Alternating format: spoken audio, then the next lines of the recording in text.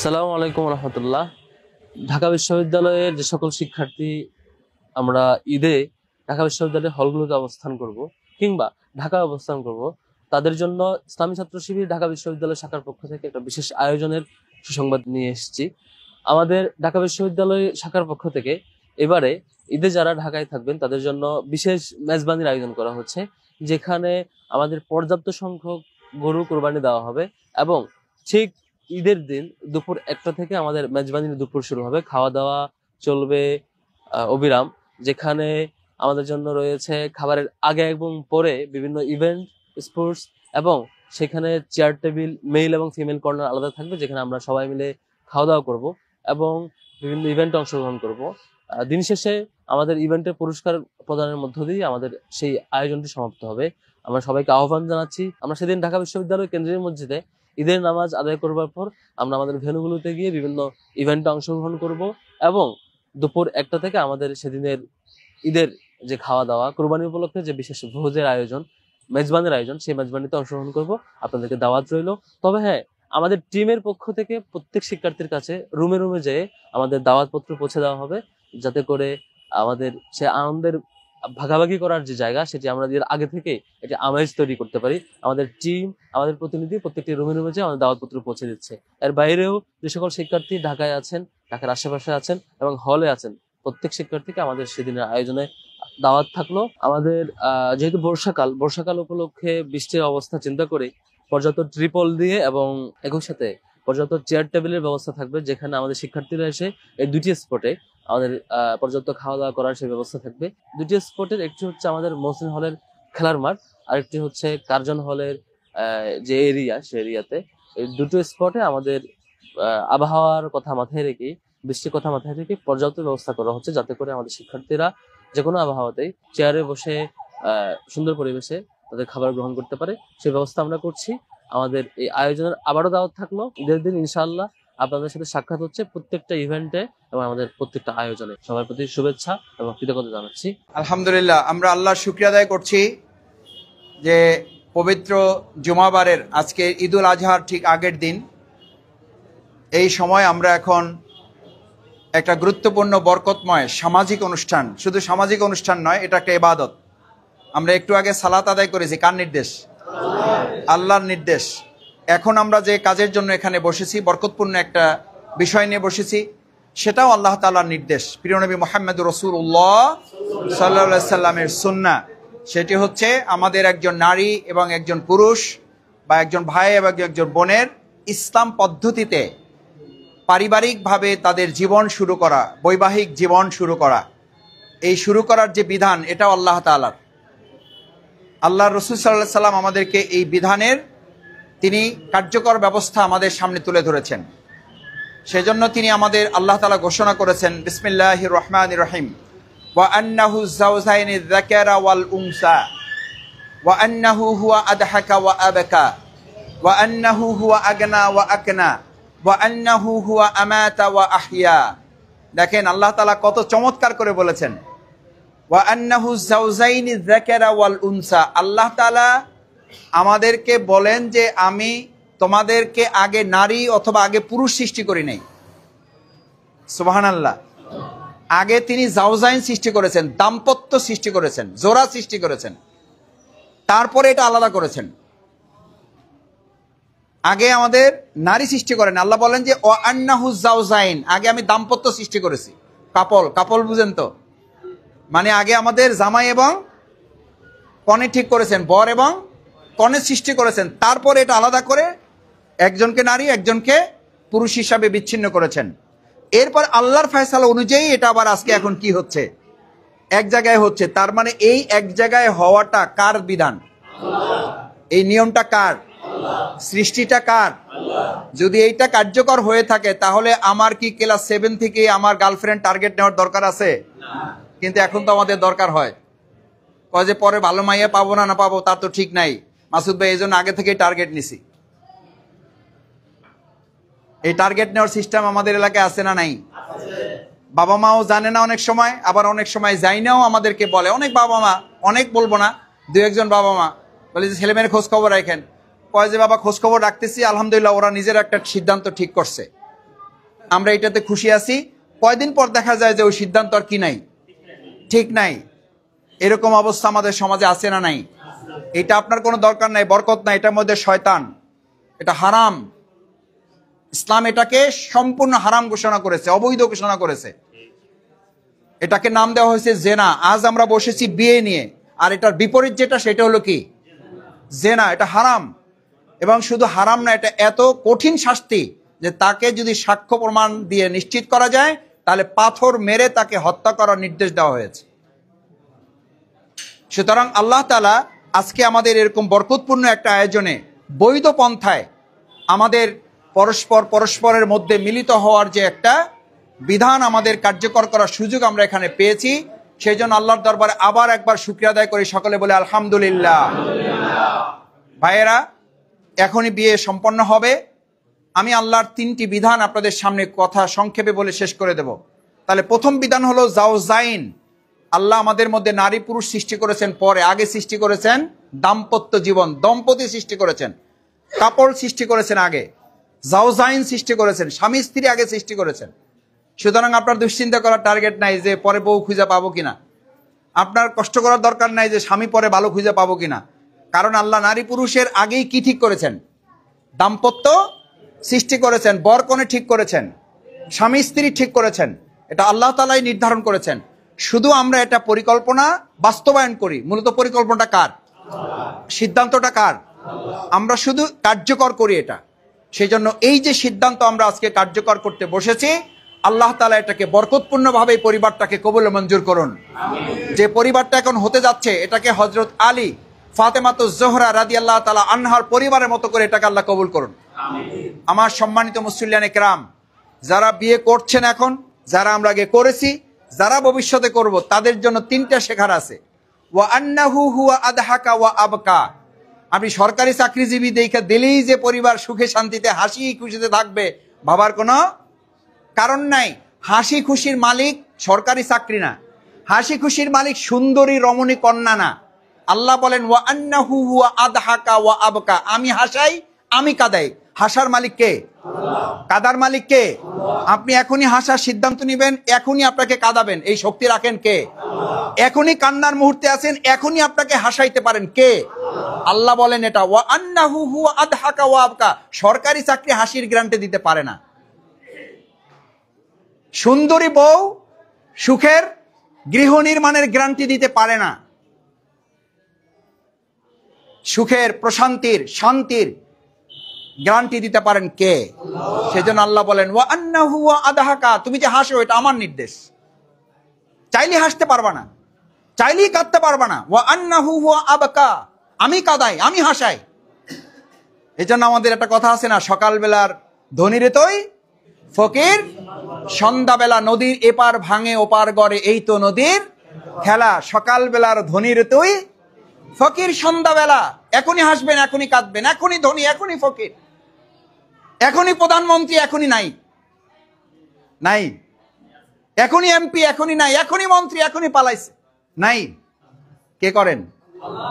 ওমা তাশাউনা ইল্লা আইয়াশা আল্লাহ। আপনি যা চান তা হবে না, কোনটা হবে? আল্লাহ যা চান সেটা হবে। সুতরাং আপনার আমার এত প্রেশার নেওয়ার কিছু নাই। যারা আমরা বিয়ে করেছি তাদের মাথায় রাখতে হবে যে শুধু টাকার বিনিময়ে আপনি শান্তি নেবেন, শুধু ব্যবসার বিনিময়, শুধু চাকরির বিনিময়, শুধু ভালো চাকরিওয়ালা দেখে আল্লাহ রাসূল সাল্লাল্লাহু আলাইহি ওয়াসাল্লাম বিয়ে দিতে বলেন নাই। বিয়ে দিতে বলেছেন তাকওয়াবান একটা ছেলে দেখে, বিয়ে করতে বলেছেন তাকওয়াওয়ালা একটা মেয়ে দেখে। রাসূল করিম সাল্লাল্লাহু আলাইহি ওয়াসাল্লামের সবচেয়ে কুৎসিত এক সাহাবী ছিলেন, বিচ্ছিরি, চেহারা দেখার মতো না, নামই ছিল কালো সাহাবী। নামই ছিল কালো সাহাবী বলে ডাকতে, এত কালো কেউ মেয়ে দেয় না। রাসূল সাল্লাল্লাহু আলাইহি ওয়াসাল্লাম সব সময় দেখা হলে কি খবর, বিয়ে হয়েছে তোমার? বলছি ইয়া রাসূল আমার মেয়ে দেবে কে? আমারে কে মেয়ে দেবে? আমার কি করে বিয়ে হবে ইয়া রাসূল? আমি তো সব সুন্নাহ পালন করার চেষ্টা করি, সুন্নাহ পালন করার সামর্থ্য আমার এখনো হয় নাই। রাসূল করিম সাল্লাল্লাহু আলাইহি ওয়াসাল্লাম একটা লেখা একটা বার্তা দিলেন। বার্তাটা দিলেন ওই সময়ের বিল গেটস। কোন সময়ের? ওই সময়ের বিল গেটস। বিল গেটস মানে কি? সবচেয়ে বড় ধনী। শুধু বিল গেটস কে দেন নাই, বিল গেটস এর আবার এই সময়ের মেরিল বলেন, প্রথম আলো বলেন, এগুলোর সবচেয়ে যারা হিট তার চেয়ে সুন্দরী কন্যার জন্য প্রস্তাব পাঠাইছেন। প্রস্তাব পাঠাইছেন কোন সাহাবীর জন্য? কি সাহাবী? কি সাহাবী? কালো সাহাবী। বাইরে এই কথাটুকু বলার জন্য দাঁড়াইছি। সুন্দরীতে সুখ খুঁজেন না, টাকায় সুখ খুঁজেন না, বিল্ডিং এ সুখ খুঁজেন না, এসিতে সুখ খুঁজেন না। রাসূল সাল্লাল্লাহু আলাইহি সাল্লাম যে লেখাটা দিছে ও দেখেও নাই, বলছে অমুক জায়গায় যাও। ঠিকানা অনুযায়ী চলে গেছে, যাইয়া দেখে তো বিল গেটসের বাড়ি। পত্রটা ওনার কাছে দিছে, পত্র পড়ে তো তার মাথা গরম। তার ওই ছেলে মানে এই কালো সাহাবী এবং মেয়ের বাবার কথোপকথন ভিতর থেকে মেয়ে শুনতেছে। সে বলতেছে এই পত্র নিয়ে কে পাঠাইছে? বলছে যে প্রিয় নবী মুহাম্মদুর রাসূলুল্লাহ সাল্লাল্লাহু আলাইহি সাল্লাম এই পত্র নিয়ে আপনার কাছে আমাকে আসছে। আমার কোনো দোষ নাই, আমি কোনো প্রেমের প্রস্তাব নিয়ে আসিনি, আমি বিয়ের জন্য উদ্গ্রীব হয়ে যাইনি, আমি শুধু একটা সুন্নাহ পালন করার জন্য আমার প্রিয় নবী রাসূল করিম সাল্লাল্লাহু আলাইহি সাল্লামের কি চেয়েছি? সহযোগিতা। এখানে দুটো শিক্ষা আছে। আমরা যারা এই খালি ইমাম খতিব শফিকুল ইসলাম মাসুদ চালাই যান, আল্লাহ বর্ষা আমি আসি, দোয়া করবো। আরে ভাই দোয়াও করেন, সাথে সহযোগিতাও। কারণ রাসূল সাল্লাল্লাহু আলাইহি সাল্লাম চিঠি লেখে খালি দোয়া করতে পারতেন না? কারণ আমরা কি করি? কয় দোয়া করি, আল্লাহ বর্ষা চালাই যান। আরে ভাই দোয়া করবেন, একটা লোক বিপদে থাকলে তাকে সহযোগিতার যতটুকু সামর্থ্য আছে সবটুকু দিয়ে আপনি তাকে করবেন। এটা নেতার দায়িত্ব, এটা সমাজের যারা কর্তা ব্যক্তি, সমাজ পরিচালনায় যারা ভূমিকা রাখেন, যারা মানুষের এই নেতৃত্ব দেন বিভিন্ন জায়গায়, আল্লাহ তাআলা যাদেরকে মর্যাদাবান করেছেন, এটা তাদের কাজ। বিপদ দেখলে দূরে সরে যাবেন না, বিপদ দেখলে সম্পৃক্ত হবেন, ওই বিপদটা দূর করার জন্য তার পাশে দাঁড়াবেন। আফআলুল খায়র লাআল্লাকুম তুফলিহুন, কল্যাণের জন্য কাজ করো, শুধু সে সফল হবে না, আল্লাহ তোমাকে সফল করবেন। সুবহানাল্লাহ। ধরেন আমি বিপদে পড়ছি, আমাকে আপনি সাহায্য করলেন, আমি সাহায্য পেয়ে আমি সফল হলাম। আল্লাহ বলেন তুমি তারে সফল করছো, আমি তোমারে সফল করব। তাহলে সফল করাটা ওই ব্যক্তি শক্তিশালী না আল্লাহটা শক্তিশালী? আপনি মানুষটা পাইতেছেন, আল্লাহ পাইতেছেন? আমার ভাই আল্লাহ আপনাকে বলছেন, আল্লাহ আপনাকে সফল করে দেবেন। সুবহানাল্লাহ বলবেন না? তাহলে পরস্পরকে আমরা সহযোগিতা করব, এটা রাসূলের সুন্নাহ। করবেন ইনশাআল্লাহ? চিঠি লিখে দিলেন, বাবা মেজাজ গরম, একদিকে বিল গেটস আর একদিকে সুন্দরী কন্যা, সামনে বসে আছে সবচেয়ে কালো সাহাবী। বলছে তোমার মাথাটা কি ঠিকঠাক আছে? তুমি কি জানো কোন জায়গায় আসছো? তুমি কি আমাকে চেনো? তুমি কি এই ঘর সম্পর্কে, মর্যাদা সম্পর্কে, আমার কন্যা সম্পর্কে তোমার কোনো ধারণা আছে? বলছে যে আমারে যা বলেন আমার কোনো দোষ নাই, আমি আমার সিদ্ধান্তে আসি নাই। এখানেও দেখেন, সে এখানে যাওয়ার ক্ষেত্রে কোনো গরুমিশি করে নাই। আমরা হলে কি করতাম? না আপনি লিখছেন ঠিকই আছে, আসলে এটা বিবেচনা প্রসূত হবে না, ওই জায়গায় গেলে শেষে আমারে মারে না ধরে, শেষে বাইন্দে পুলিশে দেয় কিনা তারও কোনো ঠিক নাই, আমি এসবের মধ্যে নাই, সাথে আমার সাথে আপনি চলেন, অথবা আপনি নিয়ে দিয়ে যান, এরপরে যদি আরামায়েশের জায়গা হয় তাহলে আমি যাবো, পরে আমার খবর দিয়েন। এটাও সে বলে নাই। রাসূল সাল্লাল্লাহু আলাইহি ওয়াসাল্লাম বলেছেন this is enough, is enough, enough is enough. রাসূল সাল্লাল্লাহু আলাইহি ওয়াসাল্লাম বলেছেন ব্যাস, আর কোনো কথা নাই। তাহলে রাসূল সাল্লাল্লাহু আলাইহি ওয়াসাল্লাম বলেছেন আর কত কথা নাই, এটাই তো হবে রাসূল সাল্লাল্লাহু আলাইহি ওয়াসাল্লাম উম্মার সবচেয়ে বড় দায়িত্ব। এই দায়িত্ব আমরা পালন করতে পারবো ইনশাআল্লাহ। রাসূল সাল্লাল্লাহু আলাইহি ওয়াসাল্লাম বলেছেন তোমরা ভালো হও, ভালো মানুষের সাথে চলো। আমরা ভালো হব, ভালো থাকবো, ভালো মানুষের সঙ্গে হব ইনশাআল্লাহ। সেজন্য তিনি পাঠিয়েছেন, সাহস নিয়ে চলে গেছেন, কারো পরোয়া করেন না। ডোন্ট কেয়ার দেয়ার, কাউকে পরোয়া করেন না, চলে গেছেন। ফিরে আসবেন, বের হয়ে আসবেন মনক্ষুণ্ণ, মনটা একটু খারাপ। গেলাম, রাসূল সাল্লাল্লাহু আলাইহি ওয়াসাল্লাম পাঠাইছেন, তার কথা শুনলো না। মেয়ে ভিতর থেকে বাপকে ডাক দিছে, বাপ যান, বলো। বলছে কে এসেছিল? বলছে অমুক এসেছিল। বলছে কি নিয়ে এসেছিল? মেয়ে তো সব শুনছে, শুনে জিজ্ঞেস করছে। বলছে রাসূল সাল্লাল্লাহু আলাইহি ওয়াসাল্লাম মুহাম্মদ পাঠাইছে সাল্লাল্লাহু আলাইহি ওয়াসাল্লাম। এবার সে তার পক্ষ থেকে জানিয়ে দিচ্ছে, কারণ তার পক্ষ থেকে এই যে তার পক্ষ থেকে মতামত, এই মতটা তার মধ্যে তৈরি করে দিয়েছেন তার বাবা কালো সাহাবী। কে? কে? এই মত যদি তার মধ্যে তৈরি করে না দেয়, তাহলে আপনি সবচেয়ে সুন্দরী দেখে হাজার লক্ষ টাকা খরচ করে ধৈর্য বাইন্দা পুলিশ দিয়া তাবিজ দিয়া নিয়ে আসবেন, ওই মত থেকে তাকে মুহূর্তের মধ্যে পরিবর্তন করে দেওয়ার ক্ষমতা রাখেন যিনি, তিনি কে? এই কারণে তো মাঝে মাঝে দেখেন না, প্রেম করে বিয়ে করার সপ্তাহের মাথায় দুইজনারই ফাঁসি। আত্মহত্যা করছে না করে নাই? করছে, কারণ ওদের মধ্যে মহব্বত আছে, আল্লাহর কি নাই? রহমত ছিল না। যুবকেরা ভালো করে মাথায় রাখো, আমিও তোমাদের মধ্যে একজন বৃদ্ধ যুবক, দাড়ি একটু সাদা হয়েছে কিন্তু যৌবন শেষ হয় নাই। এখনো তোমাদের মতো টুকটাক লড়াই সংগ্রাম যুদ্ধ করতে পারি। সেই যুবকের কাতারে দাঁড়ায় বলছি, যুবকেরা, তুমি যে যাকে টার্গেট করেছে, তুমি চাইলেই মহব্বত ভালোবাসা তৈরি করতে পারবে না। এটা আল্লাহর একটা মাখলুক। ভালোবাসাটা কার মাখলুক? আপনি যেমন মাখলুক, পিঁপড়া যেমন মাখলুক, সিংহ যেমন মাখলুক, কুকুর যেমন মাখলুক, ভালোবাসাটাও কার মাখলুক? এটা আল্লাহর সৃষ্টি। আল্লাহর অনুমোদন ছাড়া এটা একটু বাড়েও না, এটা কমেও না। সুতরাং যদি দুইজনের মহব্বত ঠিক রাখতে চান, তাহলে আসল মহব্বত ঠিক রাখতে হবে কার সাথে? আজকে তো এখানে সিন্নি আসে নাই। সিন্নি আসলে বলতে পারতাম হুজুর কি ইমাম সাহেবকে, মোল্লার উসিলা সিন্নি খাও, মোল্লার কথা মনে রাখো না। যে মহব্বত আল্লাহর সৃষ্টি, এর সাথে সম্পর্ক নাই, তাকে ভালোবাসো না। তুমি শুধু তোমার বউরে ভালোবাসা তুমি ভালোবাসা টিকে রাখবা, অসম্ভব, অবাস্তব, অকল্পনীয়, প্রশ্নই ওঠে না। এ কারণে আজকে সংসারগুলো জোড়া লাগতেছে না, সমানে ভাঙতেছে। গ্রামে একটু কম টের পাইতেছেন, শহরে ঘরে ঘরে, ফ্ল্যাটে ফ্ল্যাটে নিজের বউয়ে প্রশান্তি নাই, নিজের ঘরে প্রশান্তি নাই। প্রশান্তি খোঁজার জন্য এখন ক্লাব খোলা হয়েছে, প্রশান্তি খোঁজার জন্য এখন দোকান খোলা হয়েছে। দোকান, চকলেট যেমন কিনতে পাওয়া যায়, ভালোবাসা এরকম এখন কিনতে পাওয়া যায় না, পাওয়া যায় না। আমি ক্লাস 9-এ পড়া অবস্থা আমার শিক্ষক বলছিল, একসময় এমন হবে যে দোকানে যেমন চকলেট বিক্রি হয়, এরকম ভালোবাসার বস্তু বিক্রি হবে। ক্লাস 9-এর কথা এখন মনে পড়ে। এখন এরকম দোকান বিভিন্ন স্পটে স্পটে আছে না, বাংলাদেশে আছে না নাই?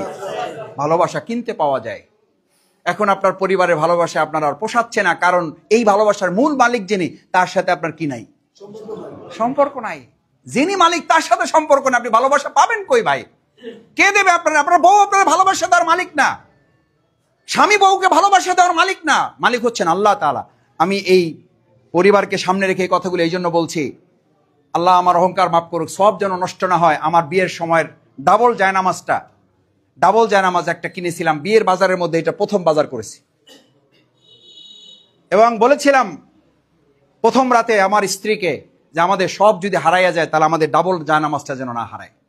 ওইটা যখন শেষ হওয়ার আগেই আমি, আল্লাহ তাআলা কবুল করেছিলেন, উমরায় গিয়েছি, সেখান থেকে আর একটা ট্রিপল, তখন তো বাচ্চা একটা হয়ে গেছে, তখন ট্রিপল জায়নামাজ নিয়ে এসছি। মানে 3 জন এক জায়নামাজে পড়া যায় সেই রকম একটা জায়নামাজ নিয়ে আসছি। 2 জন যখন ছিলাম তখন ডাবল জায়নামাজ ছিল। এই জন্য ছিল ভাইয়েরা, আমার ইবাদতের কথা আপনাদের বলার জন্য না, যার ভালোবাসা আমার পাইতে হবে, তার কাছে ভালোবাসার ধর্ণা দিতে হবে এই 2 জন মিলে। আমরা আজকে এই বর এবং কনের জন্য দোয়া করি, আল্লাহ তাদেরকে এক জায়নামাজে চোখের পানি ফেলে ভালোবাসার মূল মালিকের সাথে তারা যেন সম্পর্ক তৈরি করতে পারে। সেই সম্পর্কের মাধ্যমে যেন তাদের ভালোবাসা এমন পর্যায়ে পৌঁছে যায়, দুনিয়া নয় জান্নাত পর্যন্ত যারা তারা একত্রে থাকতে পারে। যে স্বামী তার স্ত্রীর প্রতি মহব্বত দেখাবে আল্লাহর জন্য, আর যে স্ত্রী শুধু আল্লাহকে ভয় করে, শুধু তার স্বামীর ভালোবাসা আমানত রক্ষা করবে, আল্লাহ বলেন যত হুর পরি গেলমান বলো, ওগুলো তার কাছে কিছুই মনে হবে না। স্বামী তার স্ত্রীর কথা বলবে জান্নাতে গিয়ে, স্ত্রী তার স্বামীর কথা বলবে। স্বামী খুঁজবে স্ত্রীকে, আমার দুনিয়ার সেই স্ত্রী কোথায়? স্ত্রী বলবে আমার সেই স্বামী কোথায়? এবং আল্লাহ তখন বলবেন, ফেরেশতাদের নির্দেশ দিবেন, ওই যেগুলো আছে ওগুলারে সব খাদেম বানাই দাও। কি বানাই দাও? যুবকেরা শোনো, শফিকুল ইসলাম মাসুদরা এই সমস্ত কথা কবিতার মতো বলে না, এগুলো কোরআন হাদিসের কথা।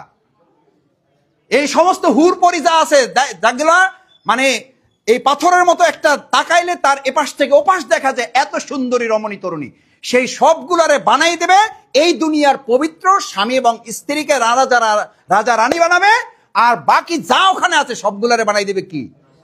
সেবক, খাদেম, সবগুলা সেবা করে। এবার সুবহানাল্লাহ বাড়ি যাই কই। আমাদের বুড়া চাচা মনে করতেছে যে আমি তো এই লাইনে নাই।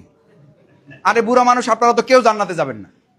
জান্নাতে যাবে তরুণরা, এই যুবকরা, আপনারা কেউ যাইতে পারবেন, আমিও পারবো না। এই সাদা দাড়ি একটা হয়ে গেছে, এই জান্নাতে যাবে না। আল্লাহ রাসূল নিষেধ করেছেন, বলছে বুড়িরে বলছে তুমি জান্নাতে যাবা না। এই তো কান্দন শুরু করে দিচ্ছে, তাহলে আমার কি হবে? বলছে যে বুড়ি তুমি যাবা না, তোমারে আল্লাহ যখন জান্নাতে নেবে তখন তুমি বুড়ি থাকবা না, কি হয়ে যাবা? যুবতী হয়ে যাবা। তোমার বয়স হয়ে যাবে 17, 18, 19। আমার মুরব্বীরা এখানে দাড়ি পাকা যারা আছে, আপনারা এই অবস্থায় কেউ জান্নাতে যাবেন না। আপনারা জান্নাতে যাবেন 17, 18, 19 বছর বয়স্ক। আল্লাহ তাআলা কবুল করুন, আমিন। কারণ ওই বয়সটা সবাই কি করে, আপনারা মাঝে মধ্যে বলেন না, আহারে আবার যদি 25 বছর বয়সে ফিরে যেতে পারতাম, এই আহারে 25 বছর পরে ফিরে যেতে পারতাম, এটা একমাত্র পথ হলো জান্নাত। আমরা পারবো ইনশাআল্লাহ? আল্লাহর ওই ভালোবাসাকে প্রাধান্য দেওয়ার জন্য দুনিয়ার ভালোবাসাকে আমানত হিসাবে আমরা যেন এই পরিবারের মধ্যে লালন করার তৌফিক যেন আল্লাহ তাদেরকে দান করেন। শেষ হচ্ছে ওয়া আন্নাহু হুয়া আগনা ওয়া আকনা, বড় লোক ছোট লোক এগুলো আপনার হাতে না, এখনই বড় লোক এখনই ছোট লোক। ওয়া আন্নাহু হুয়া আদাহকা ওয়া আবকা, হাসা মালিক শুধু আপনার কাছে না, ওয়া আন্নাহু হুয়া আমাতা ওয়া আহিয়া, আপনি কতদিন বেঁচে থাকবেন কতদিন পর মরবেন এগুলো আপনার হাতে না, এগুলো আল্লাহর হাতে। আসুন সম্মানিত মুসল্লিয়ান একরাম, ভাই এবং বন্ধুগণ, আমার দুই পরিবারের দুইজন এখানে আছেন, আমি দুই পরিবারকে সামনে রেখে আমরা পুরো পরিবার সবার জন্য দোয়া করি, আল্লাহ আমাদেরকে আপনারা জান্নাতের পরিবার হিসেবে কবুল করুন। জান্নাতে যেতে পারি এরকম একটা পারিবারিক ব্যবস্থা আপনি আমাদেরকে দান করেন। আমাদের যুবক তরুণদেরকে ইসলাম এমন ভাবে ভালোবাসবে, আমি এই কথাটা আবেগ দিয়ে বলি না, আমি অন্তর থেকে বলি, ছাত্র জীবন থেকে বলি, আল্লাহ ইসলামকে আমাদের গার্লফ্রেন্ড বানাই দেন। ইসলামকে কি ফ্রেন্ড? ইসলাম যখন গার্লফ্রেন্ড হবে তখন দুনিয়ার আর কোনো গার্লফ্রেন্ড আপনার মাথা নষ্ট করতে পারবে। আমি ছাত্র জীবন থেকে বলি, আলহামদুলিল্লাহ, আল্লাহ তাআলা দয়া করুন, আবার বলছি সব যেন নষ্ট না হয়, আল্লাহ আমার অহংকার মাফ করুন।